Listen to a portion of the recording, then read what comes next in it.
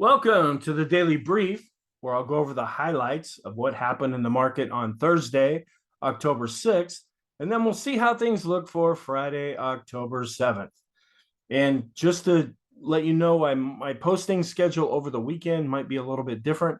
I'm attending a stockcharts.com conference, and that'll kind of throw how I usually work on the videos a little bit in flux. So please be patient with me, and I'll just get those posted as soon as possible. So let's go back and talk about what happened.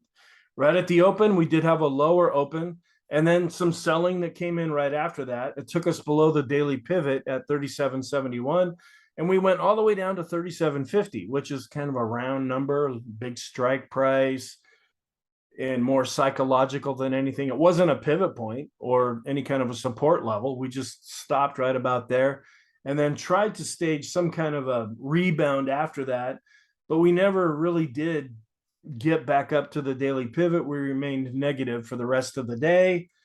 We drifted lower going into the close, but we didn't even get down to S1 at 37.35. We closed near the low of the day, though. We were down 1.02%, and volume is right about on top of the average. So we saw a good solid volume on Monday and Tuesday. The last couple of down days on Wednesday and Thursday, volume has dropped down to about average. You got a lot of confused folks right now, and we have a confused situation too.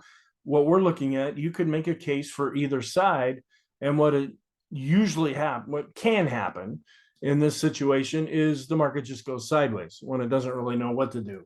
The technicals, they're negative overall when you look at all of them, but we have a lot of positive things that could happen if we see some follow through based on price action, because everybody's worried about inflation and interest rates. So that's really what's driving the market right now. In fact, that's what it did on Thursday. We had the rising rates and the stronger dollar. That was where a lot of the pressure was coming from as far as stocks. They're still trying to play this little scenario that inflation has topped, so will the Fed.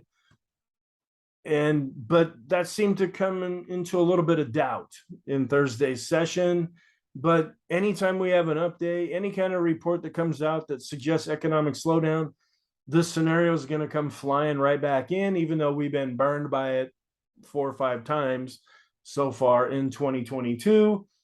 There was some Fed speak that came out that didn't give any validity to this scenario that the Fed may turn more dovish.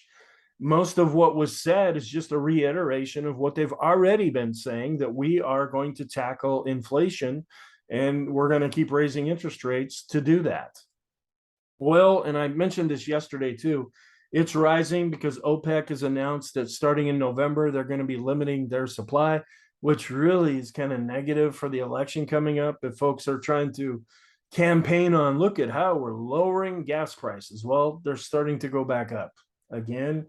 We still have the 30 to the 5, the 10 to the 2, the 10 to the 5. Those yield curves are still inverted. Sentiment ticked down a little bit. We're not extreme right now, but we are fearful. And then if we do get some kind of a strong bounce, beware of the fear of missing out. There's a lot of cash on the sidelines right now. And if folks who tend to react to what's already happened, if they see the market going up, they may want to deploy that in the hopes of getting a better return. So this can produce some support, at least initially, but it could also be that these folks tend to often get to the party when it's either late or over at that point. We have jobless claims that came out at 219,000. This is the first time we've seen this in a while where it was actually greater than what they were expecting. And our trend is negative, but we've dropped below the moving average with the ADX. So if you're a little bit more aggressive, you might switch to a neutral stance, but the red line is still on top. So you want to kind of drift over to the negative side of things. It is weakening, but it's still above 20. Our bias with the down day is negative, and our momentum, I'm switching to mixed because we had really solid up days Monday and Tuesday, kind of a down day Wednesday, and a more solid down day on Thursday. The market's pretty confused too, and a lot of our indexes are either at the monthly pivot, a little bit above or a little bit below. So you've got the market kind of at a tipping point as well. So what's our outlook? We're negative technically. That is still the same, but we're in more of a mixed picture right now because we have some possible positive setups that are starting to build up that if we see a follow through on price really might help the market go higher. But technically, we're still negative. We have the employment situation report coming out on Friday. That's the biggie these days. Wholesale inventories and consumer credit will be coming out later in the day. The whole list of geopolitical events, but right now it's inflation and interest rates, which are producing growth concerns in the stock market. Maybe we'll get some more Fed speak, and then any one of these other ones could erupt at any time. Our scenarios, we still need to go with the down scenario because our technicals are negative, but they're mixed. So do you really want to go to the downside of things? Can't really go with the up scenario because our technicals are negative, but they're mixed. And we're looking at not even reclaiming any of our moving averages yet. The 20 is acting as overhead resistance right now. You might be able to justify going neutral, but will we stay neutral? Because the ADX is weakening, but it's still above 20.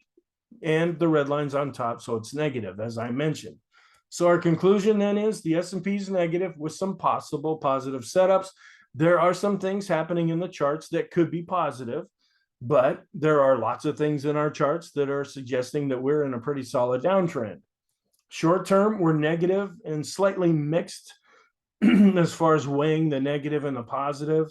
Intermediate term, things could look like they're improving, but they're still negative. Long term, we're pretty much back to negative now. So thank you. Have a wonderful weekend. I'll produce the videos over the weekend as I can, and I'll talk to you in the next video.